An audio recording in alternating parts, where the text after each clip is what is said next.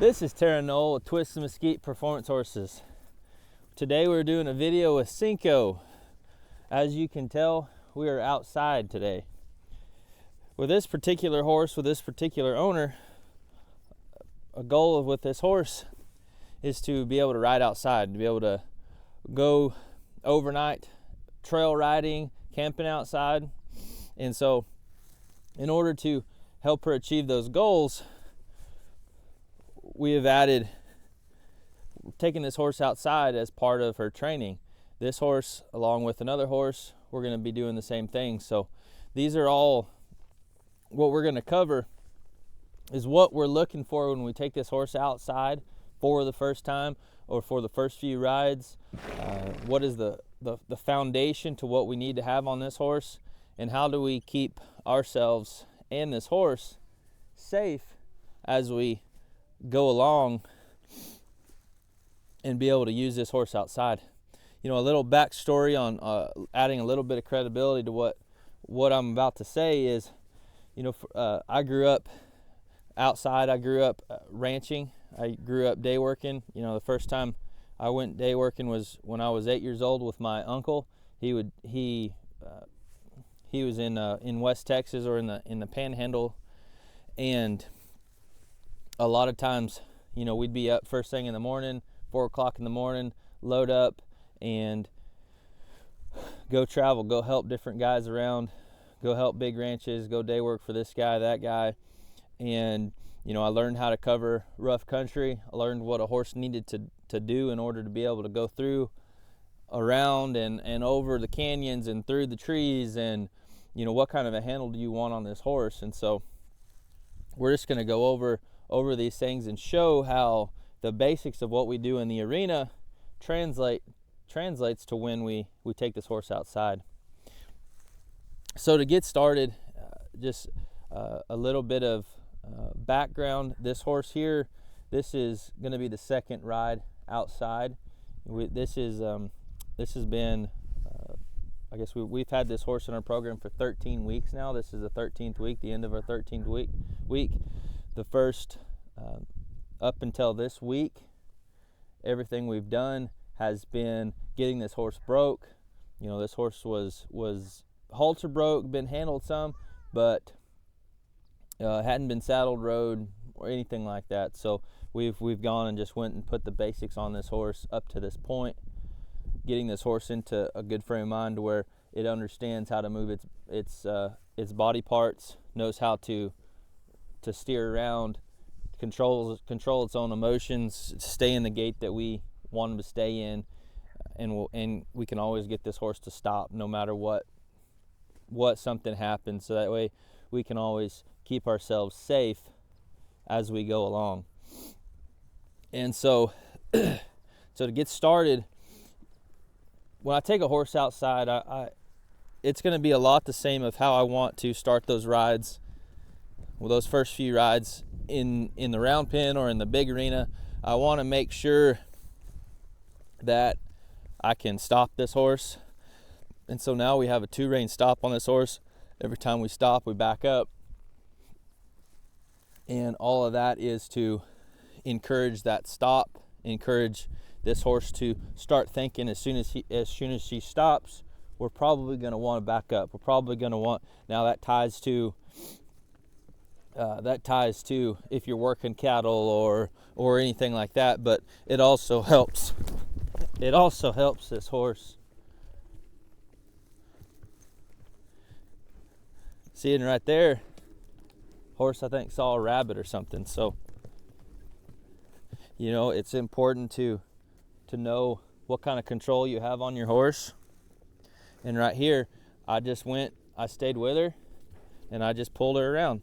You know, the big thing, if a horse spooks, young horse especially, if a horse spooks, you want to have this horse face whatever it was scared of. You know, so like right there, it was worried about a rabbit, I think, run off over there. So this horse jumped around from that rabbit. Well, what did I do? I pulled this horse around, and then I made this horse face whatever it's worried about. So this horse can look and see that nothing's chasing it, nothing, you know, or even if there was something right there, this horse can look at it, and you're going to help keep that horse under more control. Rather than if you just let this horse run off, this horse is going to get faster, and the adrenaline is going to hit this horse a lot more. So anyway, all of this stuff right here is to show the basics. I mean, just like right there, okay?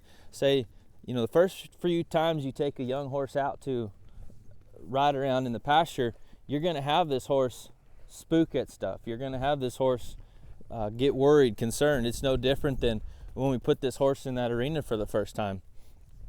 And so again, I want to make sure that I can stop this horse, and that this horse stays controlled in this gait.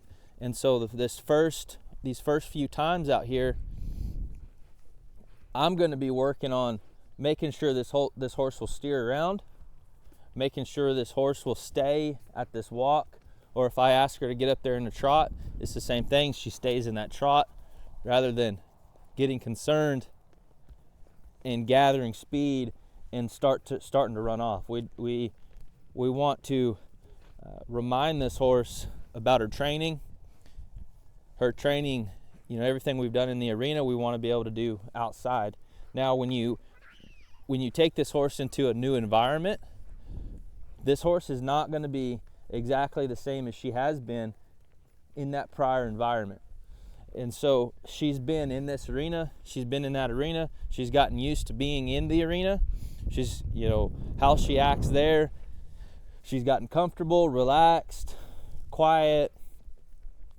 And when we take her into this new arena, we just need to be cognizant that, okay, this horse is probably going to act a little worse than she did before, and to give her some grace there, and remember your fundamentals. Remember, okay, remind this horse of getting soft, bending at the walk. Remind this horse of just the different exercises we worked on, because those exercises there, these things that we have this horse do, is fundamental for anything that she's going to do going forward. And these are all things that get her moving her feet in a controlled manner, so that she continues to stay in that thinking frame of mind rather than a reactive frame of mind.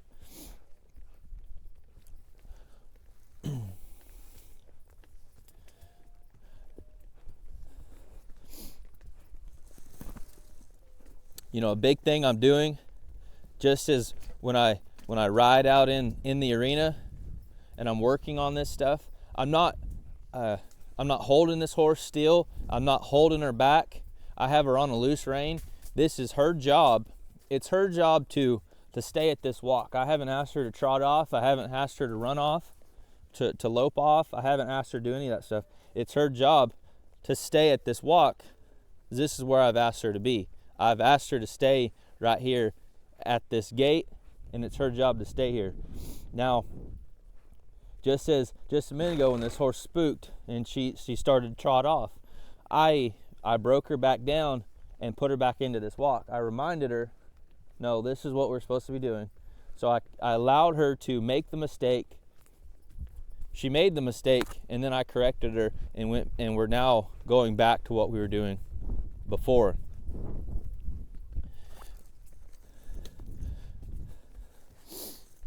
The more preparation we do in the arena, the more success you're going to have when you go outside, when you go to a new environment, when you go to day work on these horses. Whatever job you're going to do, or the next step, the more preparation you have in a consistent, controlled manner, the more that horse will reflect back on that, and you can bring that horse back to that state of mind. And as I said, so we've had this horse for 12 weeks, been consistent with her training, consistent with how we've asked her to ride around. And now, as I'm taking her outside, I can remind her if she goes and runs off, as I said. So we worked on that walk a while. We kind of walked around, guided her around. She'll stop for us. She's pretty controlled right here. She's seeing cats running around and rabbits and all sorts of stuff. So now we're just going to do the same thing at this trot. I want to be able to just guide this horse around. You know, a big thing, I have this horse at a trot, right? Now we're going over limbs. Maybe we're going through, in West Texas, the Panhandle, where I'm, where we've done a lot of this at. We'd have prickly pear, cactus and mesquite and cedar trees and all sorts of stuff in the way, and so we have to be able to guide this horse around and weave this horse through those different trails, and that horse has to be willing to take that guidance. And this horse is very willing. She's very soft with her handle. As you can see, it doesn't take much of a direction, and she follows it. We can just weave her in and out of all these trees. But the foundation of that is to where she knows if I ask her to trot, she's supposed to keep going. We're not out here trying to get her to trot out and she's stopping and starting and running off and all this stuff. No, we've gotten a good foundation in the arena, and now we can take her outside and have even more success with her.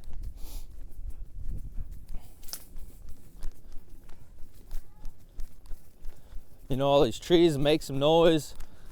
You'll have trees and limbs brushing up against your coat. You're gonna have to duck under these trees, around the trees. Your weight's gonna be all shaking around different places. And this is all stuff that these colts have to be able to get used to.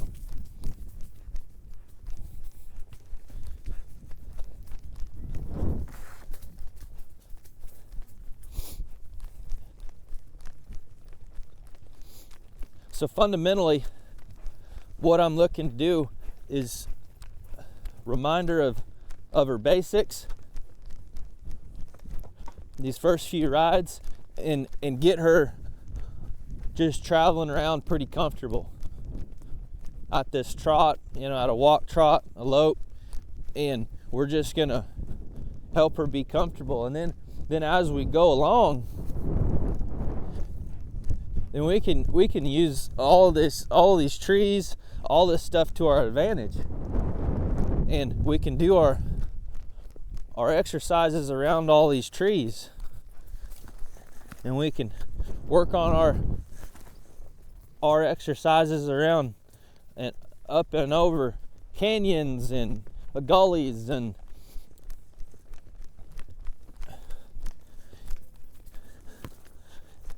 one thing I like to do was, even in some of those, I could practice my rollbacks. I could practice my rollbacks circling around sagebrush and a small short tree that horse doesn't want to get up into, to where you could circle around it and then give that horse a little bit of room right there, and stop and ask that horse to come back through there. And so there's all sorts of stuff we can keep progressing these horses in their training, just being able to ride them outside. So right there, she didn't stop very well.